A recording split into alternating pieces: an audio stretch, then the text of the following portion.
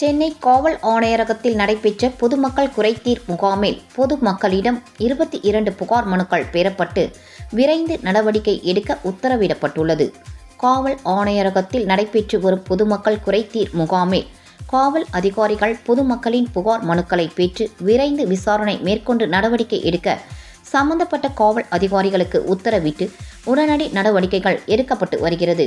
அதன் தொடர்ச்சியாக சென்னை பெருநகர காவல் ஆணையாளர் அருண் இன்று காவல் ஆணையரகத்தில் புகார் மனு கொடுக்க வந்த பொதுமக்களிடம் இருந்து 22 புகார் மனுக்களை பெற்று விரைந்து விசாரணை மேற்கொண்டு நடவடிக்கை மேற்கொள்ள சம்பந்தப்பட்ட காவல் அதிகாரிகளுக்கு உத்தரவிட்டார்.